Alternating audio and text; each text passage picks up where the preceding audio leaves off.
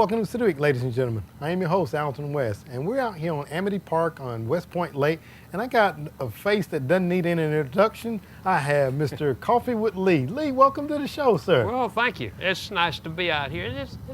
What a day to have a show. Beautiful day out here today. And well, I saw you sitting over there. I said, well, I can't have a show without getting Lee up here, my old friend and pal. Well, you had time, because Jim had me out picking up trash around the lake here a while ago. So.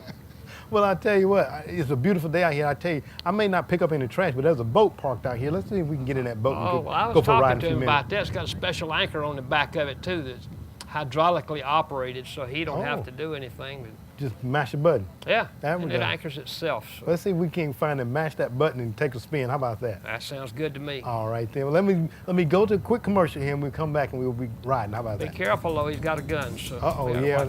Okay. Ladies, just stay tuned. We'll be back for more City Week in just a moment.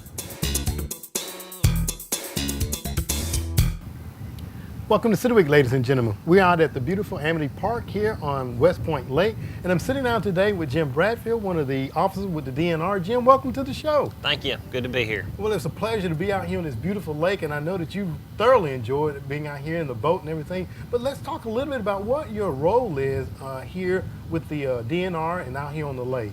Okay. Well, Alton, DNR rangers are state police officers, and we can enforce any state law, but we have a focus, areas that we focus on, and that is laws that deal with hunting, fishing, environmental protection, and boating safety. That's our focus, but we're state officers and we can enforce any state law. Okay, well, very good. And talking about state law, I know there's some changes that have come about that the viewer and audience probably need to know as they get out here on the lake this summer. Mm-hmm. Before we do that, what's your area of coverage? I think before we came on, we were talking a little bit in general. Yeah. Talk about your coverage area. Well, I'm the section supervisor for Heard, Troop, Harris, Muskogee, and Talbot County, and I supervise the officers that work in that area and the activities that occur in that area. And that's primarily where I focus my attention, and the officers that work in this section focus their attention in those 5 different counties.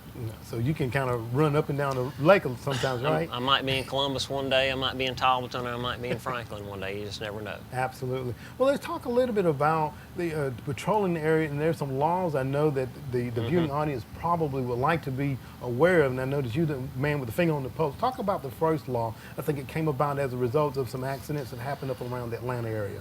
That's right. On Lake Lanier last summer, there were several very significant incidents that occurred up there, and resulting in some fatalities. And as a result of those incidents, some boating laws were changed. The legislators proposed some legislation. I believe it was Senate Bill 136, and it addresses several issues. One of those is the blood alcohol level for operating vessels. That's been lowered to 0.08. And to mirror Georgia's DUI law. It has strengthened, the DUI law has been, boating under the influence law has been strengthened through that effort in a result to curtail some of these tragic events that occur throughout the state. It's known as the Jake and Griffin Prince VUI law, and it has lowered the blood alcohol level from 0.10 to 0.08, which is the same as operating vehicles, which makes it easier for the public to follow as well. Absolutely. I think you were telling me you could be out on the water here driving your boat around, but because your blood alcohol content was higher, then you couldn't back the... Before the law changed, yeah, that you could drive your boat at a level, blood alcohol level, where once you got back to the boat ramp, you couldn't legally back your trailer in the water, and that didn't make a lot of sense to the legislators and to a lot of the public and a lot of officers as well, and that gets everything in line and everything at the same level. Absolutely. Also, in that law, the age for life jacket requirement changed as well. It used to be everybody under 10, children under 10 were required to wear the life jacket when the motor was on and their boat was moving, and now that has been raised to under 13. So 12 and under have to wear their life jacket now when the motor's on and their boat's moving, unless they're in a fully enclosed cabin of a cabin boat. It doesn't apply at that point. So that also makes Georgia consistent with Alabama and other states. 13 is kind of under 13 is kind of an industry standard across the country, and now Georgia is in line with that as well. And that's so important too, because I know here we're in Amity Park here, the Georgia-Alabama line is so close. That's exactly right. We were talking about that earlier, and just 100 yards in front of us, you'll be in Alabama, and there's actually water in Alabama in this cove on the right, a substantial amount of water, and And I know basically where the state line is, and I can look at my graph in my boat, and I can tell you exactly where it is. And oftentimes the public doesn't know exactly where it is, and sometimes when the laws were different, sometimes that gets the public in trouble when they're operating under Alabama law, but they're actually in Georgia. Right. And it's not good to find that out the hard way. Absolutely. And talking about boating here on the lake, and you said that the law has changed now where anyone under the age of 13 has to have on their life jacket as well. Now, what about adults? I know that they have to be a certain number of life jackets. Talk about the safety requirements. Yeah, that's a good question, and I'll kind of go through the procedures of what a DNR officer looks for when we stop a vessel. Okay. Traditionally, when we stop a vessel, we have a reason for stopping one. We're not required to by law. We can stop merely to check for compliance, but near 100% of the time, we will have a reason before we stop a boat. It's unlike officers that work traffic. You're required by law to have a reason before you stop a vehicle, but not necessarily with a boat. When we stop a boat, the first thing that we typically ask for is some kind of documentation like the boater's registration and an ID for the driver. Okay. That's two requirements they have to have, registration on their vessel, and the driver of the vessel has to have some kind of ID. After we retrieve that, we know who we're talking to, and we'll ask for a wearable life jacket for everybody on board. Now, the life jackets have to be serviceable. It means they can't have torn covers and they can't have missing buckles and stuff. It has to be serviceable and of proper size for those individuals. Sometimes boaters will put adult-sized life jackets on children, and that's just as inappropriate as not having one at all. But we'll check a wearable life jacket for everybody on board. If the vessel is over 16 foot, it's required to have a throwable or a Type 4 life jacket, and we'll look at that. It has to be serviceable as well. If the vessel has a gasoline motor on it and is constructed such that fumes can be trapped in it, it's required to have a fire extinguisher in it. We'll check that and check the serviceability of the fire extinguisher. And of course, if it's at night, we'll make sure that their lights are functioning before we send them on their way. And that's the basic requirements that what we look for. And as long as it took me to tell you about it, it's about how long it takes to actually inspect a vessel when the vessel's equipment's in order. Right. So it just takes a couple of minutes. And again, they have to understand it's for their safety. And it is. People are out and enjoying the lake. We want them to fully enjoy it, but also to be safe. Yes. Well, let's talk a little bit. I know that before we came on, you were talking about a few statistics because we just enjoyed the Memorial Day weekend. And again, we want people to come out and enjoy the beautiful lake as filled from shore to shore. But then we also want them to be mindful that every year some people come out that don't get opportunity to come back out to enjoy. Talk a little bit about some of the statistics that happen throughout the state. I will. Traditionally, Memorial Day weekend is the traditional start of the boating season for the summer because it's right around the time schools close and people start getting out more. So it's usually a very high activity weekend for us statewide, as well as all law enforcement. I know the State Patrol has concentrated patrols in too because a lot of people travel. We have all officers, DNR officers are working Memorial Day weekend every day. They're working. Nobody gets to be off that day, or any of those weekend days.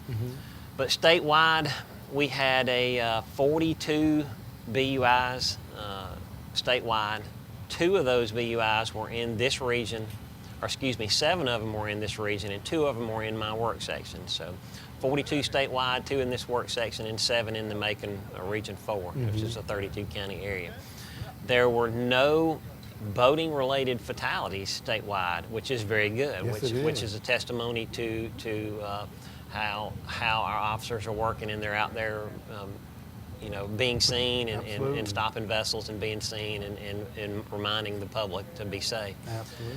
There were 2 drownings statewide. I'm not familiar with where they were, and since they're not boating related, my assumption is that they were swimming related drownings, like on a beach or something like that, but they were not boating related. Okay. So those were the major statistics that they recorded for this weekend. Well, it's so important that people, because I know that every holiday there's always predictions by the Georgia State Patrol, and I'm sure you all have those as well. But anytime you can make those predictions and you come in under those numbers, I'm sure that everybody just kind of a job well done. Yeah, it's good to monitor that kind of activity, and we've been monitoring that for ages and keep track of it, especially on your high activity weekends, and to help us keep track of how we're doing and how the public's doing. Absolutely. And and again, we're out here on the lake, and I know that you have your boat parked out there. Yes. And I think, and your patrolling area today will consist of this area here. I'll patrol on West Point Lake some today since I'm already out here in my boat. I came here by boat today, and I'll patrol out here some today, and I know I'll be out here pretty heavily this weekend, and I'll probably have some assistants with me this weekend as well. Well, very good. We're glad to have you out here on the water with us, and I'm sure that the boaters that are coming out are going to make sure that they adhere to those safety tips that you just gave out, because they're very, very needed to know and everything. Yeah. Let me ask you a little bit about your boat, if you don't mind, because I was hoping hoping I'd get an opportunity to get in the boat with you there. But talk a little bit about the boat that you have. Well, we've got a brand new patrol boat here for West Point Lake. It's made by Edgewater. Okay. And we've had it about 2 months. We got it about 2 months ago. Okay. And it was purchased with Department of Justice funds, Okay. and so it didn't cost the state taxpayer anything. That's always And it's going to service us well for many, many years to come. well, very good. And you're welcome to take a ride with me when our show's over. Oh, that's what I was hitting around to that, Jim. Very good. Well, I want to thank you very much for coming on the show today and just kind of sharing these tips with everybody. And as we have the weekend coming up, I'm sure people are going to be coming out to West Point, not only to this area, but to the other various areas. So thank you very much for coming on the show today and sharing these tips with us. It's good to be here, and one of our goals departmentally is for boaters to be safe when they're out there on the water, and I hope some of the information we presented today will help that happen. Absolutely. Well, thanks very much, Jim. Okay. Okay, thank you. Ladies and gentlemen, stay tuned. We'll be back for more City Weekend in just a moment. Last June, a tragic accident occurred on Lake Lanier that claimed the lives of two young brothers, Jake and Griffin Prince. As a result, Governor Deal vowed to work with the legislature to pass legislation in honor of these two brothers. .08 becomes the law both on the water and behind the wheel on the roads for drunk driving. This change makes boating under the influence the same as driving under the influence. So this is where the rudder meets the road. To that end, our agency will be partnering with the Department of Natural Resources here at the boat ramps and on the highways to ensure that it is an incident that does not occur, to the best of our ability to remove not only the folks on the roadways, but to assist the rangers on removing them from the waterways. We begin now working with our partners on the waterways to make boating under the influence an equally unacceptable practice. So if you're a citizen, a boater, it may become a very common sight that this blue shirt will be a welcoming committee here at the boat ramps, whether you're putting in or whether you're coming out. Welcome back to City Week, ladies and gentlemen. Now I'm sitting down with Sheriff of Troup County, Sheriff James Woodruff. Sheriff, welcome to the show. Thank you, Alton. Glad to be here. Well, first of all, let me just say congratulations. I know that you're doing a wonderful job here in Troup County. I know there's a lot of great things that's going on, and you're the guy with the finger on the pulse. And just again, wanted to say congratulations. Well, thank you. I appreciate this. I appreciate you letting me be on your show. And I appreciate the people of Troup County having the confidence in me that they've placed in me to be the sheriff of this county, and I don't hold that lightly. I know it's an awesome responsibility, and I take it as such every day. Absolutely. Well, I've been down to the sheriff department there a number of times. The old administration been down since you've been there, and I must say I've met with nothing but the most professional individuals that you can hire, I'm sure. Well, and I appreciate that. As I was telling you before we went on the air, last Friday, a week ago, we had an employee appreciation luncheon just for our employees, just to get out there and say thank you for what you're doing for the county, for our citizens. And I think I work with some of the best people in the state of Georgia. I mean, I've got some great people that work along with me, jailers, investigators, patrol officers, office staff. They do a tremendous job, and I appreciate them for it. Absolutely. I guess we can't say thank you enough to those individuals, because without their support, without their dedication and hard work, it doesn't get done, right? Exactly right. Absolutely. And they, got Matt Boswell with me today. He's one of my Lake Patrol guys, and he gives up every weekend just to come out here and patrol these accesses and these parks to make sure our people are safe when they're out here boating and out here enjoying the parks. And that's dedication, to give up every weekend. Absolutely. Just to be out here when they're out here. That's right. And I appreciate him for that. There so many of them, work night shift, permanent night shift in the jail, and we don't think about that, but it's a lot of sacrifices every holiday. Yes. When other people are out enjoying it, we have to be out working. That's right. Because that's when things are going on. So Absolutely. no, we can't say thank you enough for what they do. That's right. That's right. And you mentioned just a moment ago about the jail, and like I said, I've been down there a couple of times, and I know there's some changes and things that are going on, and I've been wanting to ask about. I know that as you drive into the jail, to the complex there, right in front of you before the parking lot, there's a building. I think they're going to have the video visitation. Is that correct? Visitation Center. Okay. A lot of people ask us, what is that What is house that in the house? parking That's lot right. down there? And it's going to be a video visitation. Right now, our inmates still visit personally through a plexiglass window. Okay. But we've had problems with that Alton over the years where the inmates will dig out the putty around the windows and try to pass contraband through there. So in looking at a way to try to stop that, we came up with video visitation, went to some other agencies and saw how they were doing it. So once our new computer system is up, and that's one thing I'm very proud of, we're getting a new computer system. Right now, we're going to go live tomorrow in our jail with our new computer system that will tie us in to the court system, that will tie us into the City of LaGrange, so we can share information. I thought we should have been there years ago to be able to share this information because crime doesn't stop at the city limits. But back to the video visitation, once we get our computer system up and running, we're going to go live with that. So the citizens will go into that building, sit in front of a computer screen. We've got computer screens in our dormitories where our inmates are. They will sit down there. We've got a lady that'll hook them together, and they will visit over the internet rather than face-to-face, which will cut down on contraband being brought into the jail. And you're talking about contraband being brought into the jail. You know, you would think who in their right mind would even attempt such a thing. But I've come down and you guys have shown us how, some of the things are brought in. Do you still see that happening at a high frequency? Well, right after I took office, we had a lady bring some contraband down to the restroom there in the lobby, and she went in the ladies' restroom, took the trash bag out, put the contraband in there, and put the trash bag back. So the next morning, when the inmates were cleaning, they would find it, and they did, and we knew about it. We'd already gotten a tip on it, but we arrested her. Right.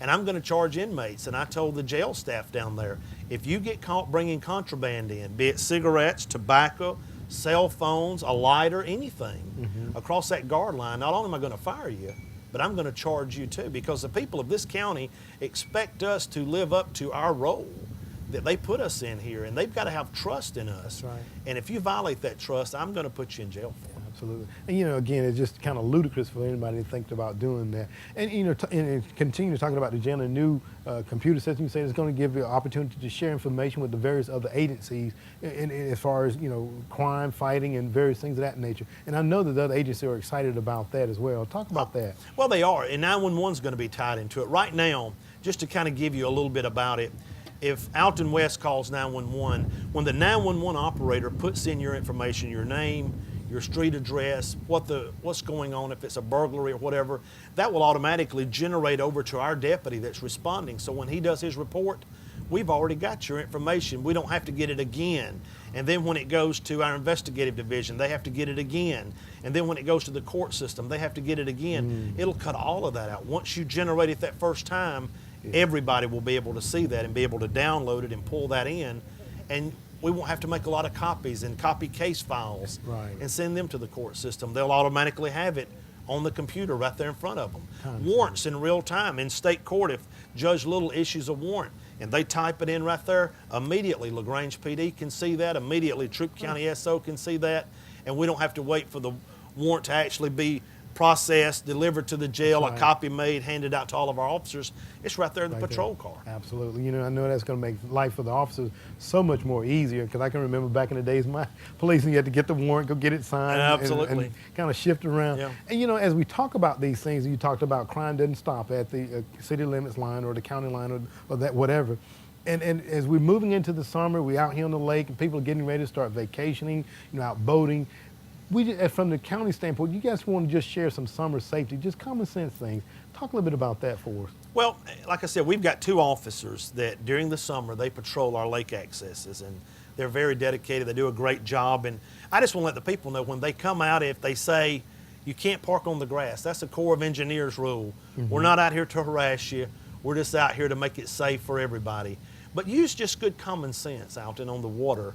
We were talking before we went on air about the fact, and I know Jim talked about it, about a life vest. If you're 13 or under 13, you have to wear a life vest now. I think it's good common sense for everybody on the boat to have a life vest on, because, if you run into something out here, if you run into an underground tree that's floating or something, and you get thrown from the boat, and you don't have it on, and you get knocked unconscious, that's a life-threatening situation. Absolutely. So, you know, just good common sense things. Don't drink and boat. That's right. They've recently lowered it from 10 to 0.08, but still, don't drink and boat. Look how many fatalities we've seen. Don't drink and drive a car. Alton, this year alone, I was talking with Sergeant Raines, our post commander here at LaGrange for the State Patrol, and they do a tremendous job. Tremendous job. They work closely with us, and you know, we've already had 12 fatalities so far this year in Troup County. Last year, the total was 20. This time, having 12 right now, we're up 500% year to date. That's right. And alcohol sometimes plays a factor in that, and I think not paying attention, that's something else we talked about. When you're driving, pay attention to what you're doing. There's so many distractions now, messing with the radio, talking on the cell phone, talking to people in the car, dropping something and trying to retrieve it. That's right. Don't text and drive. Everybody thinks they're good enough to text and drive. It is against the law, but a lot of accidents happen that way. Absolutely. Again, like I said, just simple, common sense things to do to help keep themselves and others around them safe as well. And let's talk a little bit, because people may be vacationing, leaving the home, and I know that Facebook is almost like the tell all the world. Right. Talk a little bit about, you know, when you're traveling away from home, some things that people can do. Well, one thing we encourage them to do is call us and let us put a security check on your house. That's a free service that we offer. If you're going out of town, you call us up. We're going to ask you some information. Is anybody going to be checking on your house? If so, who are they? What kind of cars are going to be in the yard? Do you have animals? Are there going to be any lights on in the house? And we'll go by and check your house for you during the day and at night. And if we see something, we're going to need an emergency contact number to call and say, let me tell you what we found. Okay. Is that okay? This person's at your house. Is that okay? But let us check your house for you while you're gone. Some other things we ask you to do is don't go to the beauty shop, even though you're excited about going on vacation. That's right. And say we're going to Florida. Because you never know who's standing around or who might walk in or might walk out. And they hear that and they go tell somebody else, not meaning any harm by it, but then somebody hears that Alton West is out of town, so they go to his house. Another thing that we love to do when we go to Florida or anywhere we go vacation, we love to get on Facebook and say, hello from Florida. But when you do that, guess who knows you're in Florida? Oh, yeah. Everybody knows you're in Florida now. So please don't get on Facebook and post that on there. Post it when you get back that we were in Florida, and these are some of the things that we did while we were there. Another thing to remember is have somebody pick up your mail. Have somebody get your newspapers.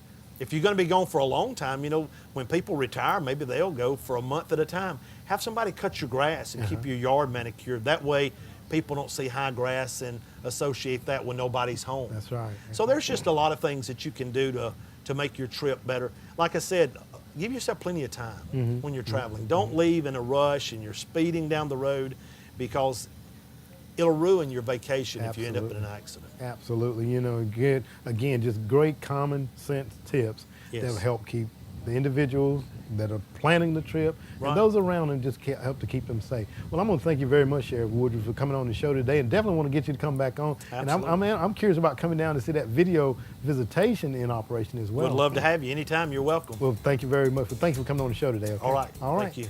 Ladies and gentlemen, stay tuned. We're back from One City Week in just a moment.